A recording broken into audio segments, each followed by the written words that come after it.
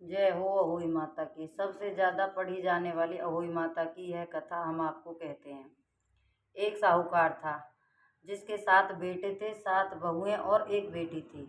दिवाली से पहले कार्तिक वदी अष्टमी को सातों बहुएं अपने इकलौती ननद के साथ जंगल में खदान में मिट्टी खोद रही थी। वहीं स्याऊ की मांद थी। मिट्टी खोदते समय ननद के हाथ से सिही का बच्चा मर गया।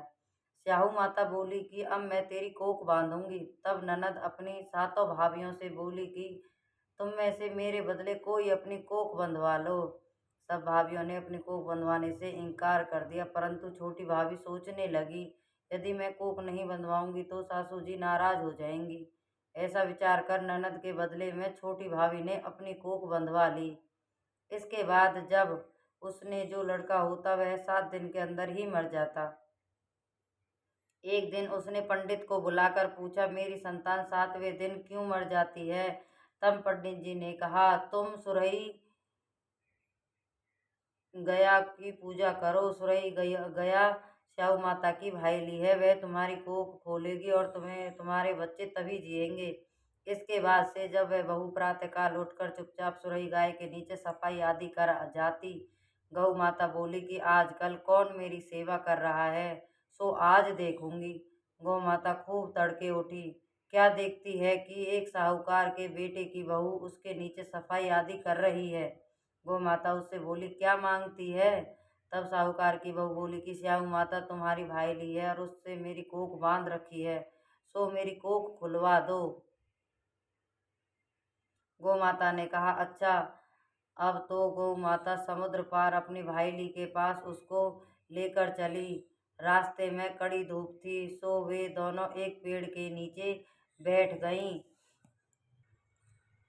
थोड़ी देर में एक सांप आया और उसी पेड़ पर गरुड़ पंखनी का बच्चा था। सांप उसको डसने लगा। तब साहूकार की बहू ने सांप मारकर डाल के नीचे दबा दिया और बच्चों को बचा लिया। थोड़ी देर में गरुड़ पंखनी आई तो वहां पर खून पड़ा देखकर साहूकार की बहू को चोंच मारने लगी। तब साहूकार ने बोली कि मैंने तो तेरे बच्चे को नहीं मारा, बल्कि सांप तेरे बच्चे को डसने को आया था। मैंने तो उससे तेरे बच्चे की रक्षा की है। यह सुनकर गरुड़ पंखनी बोली कि मांग, तू क्या मांगती है? वह बोली, 7 समुद्र पार स्याऊ माता रहती है, हमें उनके पास पहुंचा दो। तब गरुड़ पंखनी ने दोनों को अपनी पीठ पर बिठाकर स्याऊ माता के पास पहुंचा दिया। स्याऊ माता उन्हें देखकर बोली कि आ बहन, बहुत दिनों बाद आई। फिर कहने लगी कि बहन, मेरे सिर में जुएं पड़ गई हैं। तब सुरई के कहने पर साहूकार की बहू ने सलाई से उसकी जुएं निकाल दी। इस पर स्याऊ माता प्रसन्न होकर बोली कि तू मेरे सिर में सलाई डाली है, इसलिए तेरे 7 बहू होंगी और 7। वह बोली, मेरे तो एक भी बेटा नहीं, 7 बेटे कहाँ से होंगे? स्याऊ माता बोली, वचन दिया, वचन से फिरूं तो धोबी के कुंड पर कंकरी हूँ।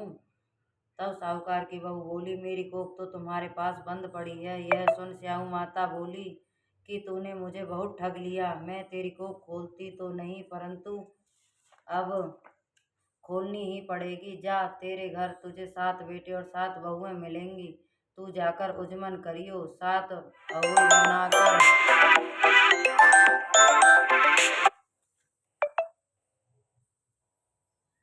7 कढ़ाई भी करियो। वह लौटकर घर आई तो वहां देखा 7 बेटे 7 बहुएं बैठे हैं। वह खुश हो गई।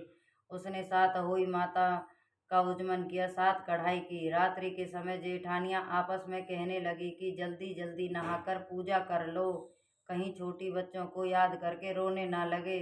थोड़ी देर में उसने अपने बच्चों से कहा, अपनी चाची के घर जाकर देखाओ कि आज वह अभी तक रोई क्यों नहीं।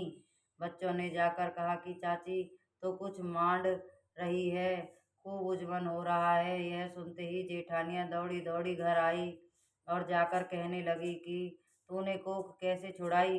वह बोली, तूने तो कोख बांध दी थी, सो मैंने बंधा ली। अब स्याहू माता ने कृपा करके मेरी कोख खोल दी है। स्याहू माता ने जिस प्रकार उस साहूकार की बहू की कोख खोली, उसी प्रकार हमारी भी खोलना। कहने वाले और सुनने वाले की सब पर अपनी कृपा बनाए रखना और सभी परिवार की कोख भी खोलना। जय माता की। जय हो माता रानी की। जय हो अहोई माता की। सुख शांति लाए।